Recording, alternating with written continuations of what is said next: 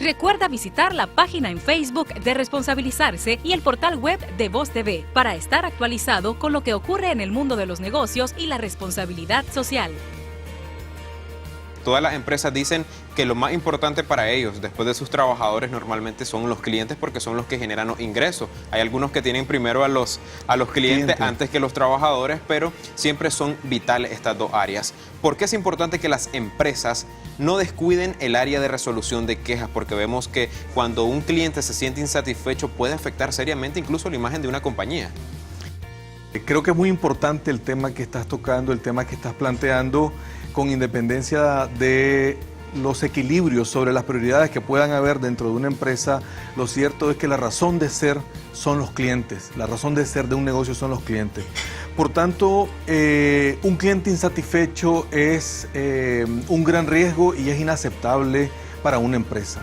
De manera que el primer punto, te diría yo, es que tu personal dentro de la empresa necesita saber qué hacer frente a una reclamación de un cliente. Fíjate bien, este es el primer punto, es decir, esta es como tu primera ventanilla, como tu puerta de entrada, podemos decir, este es tu lobby.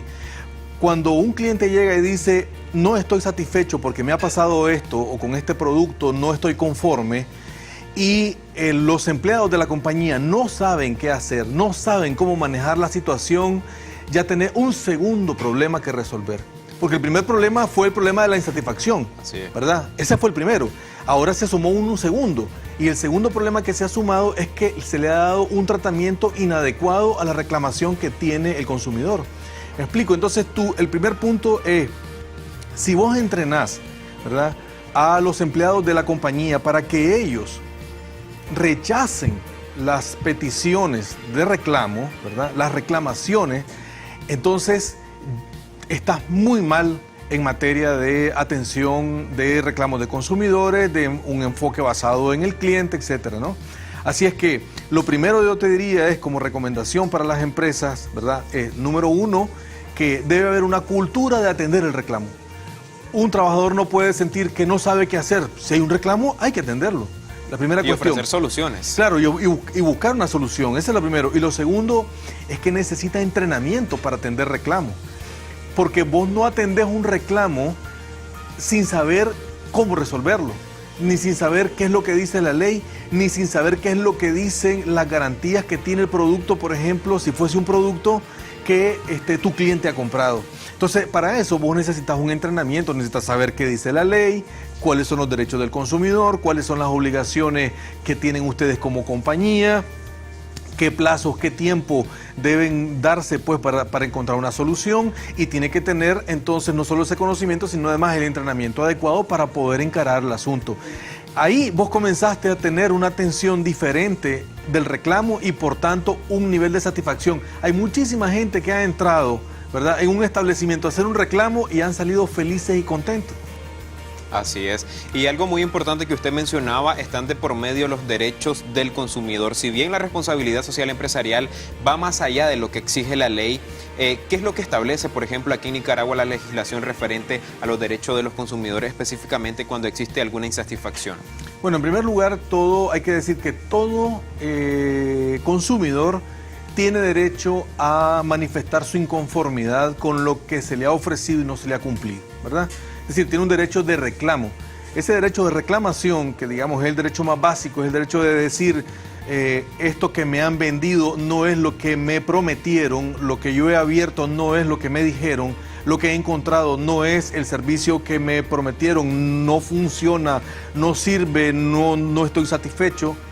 Ese es lo primero. Y frente a eso es que entonces hay que diseñar, conceptualizar, preparar a todo el personal de la compañía para que pueda encarar esa situación, porque siempre se van a presentar reclamaciones de distinto tipo. E incluso pueden haber reclamaciones que no estén fundadas, es decir, que correctamente.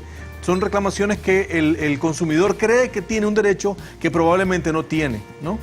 Entonces, ese es el punto clave es eso, pues, es decir, el entrenamiento adecuado. Bueno, hay muchas empresas que tienen su departamento de resolución de quejas, pero el problema es el tiempo para resolver esas reclamaciones, porque ese es otro punto que a veces reclaman los consumidores.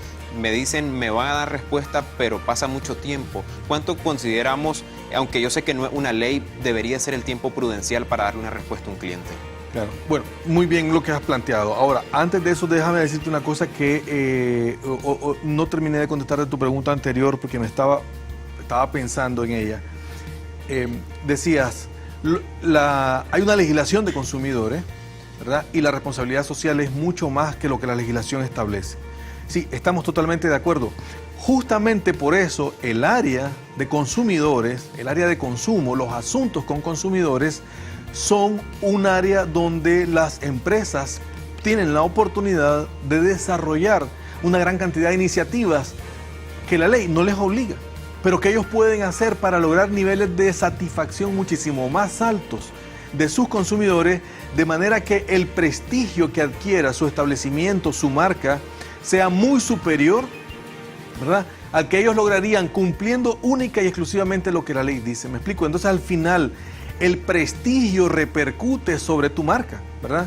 Así es que todo esfuerzo que hagas para mejorar la atención del consumidor, ¿verdad?, siempre va a beneficiar finalmente a tu establecimiento, a tu marca, a tu empresa.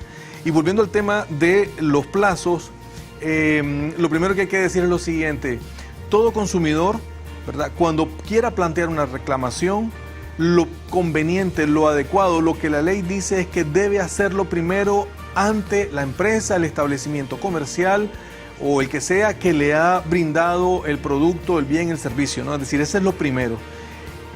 Esa reclamación debe hacerse de forma correcta, ¿verdad? Le recomiendo que la haga por escrito, que no la haga verbal. Claro, en algunos casos la gente tiene un teléfono al que tiene que llamar, ¿verdad? Entonces anote el teléfono al que ha llamado, la persona que le ha atendido, el número de gestión, si fuera el caso, me explico, todos los datos que te permitan recoger una historia de la reclamación. Y luego hay que decir que las empresas tienen un periodo, ¿verdad?, que pueden, de 15 días en el que deben resolver ese asunto, un periodo máximo de 15 días en el que deben resolver ese asunto.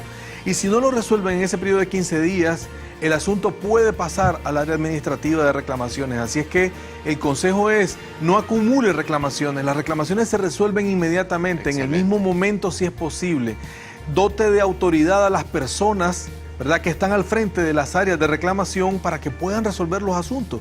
Si usted crea un departamento o una sección o un área de reclamaciones dentro de su empresa y no le dota de ninguna autoridad para poder resolver el asunto, entonces estamos frente a un gran problema, porque ellos están ahí intentando resolver... De adorno. Sí, pero no saben, todo lo tienen que consultar, me explico. Pues entonces igual va a crear una gran fricción entre ese personal y los consumidores, con lo cual muy probablemente ese personal va a tener un alto nivel de rotación, van a estar muy insatisfechos, van a llegar tristes a su casa, el clima laboral va a ser terrible, me explico.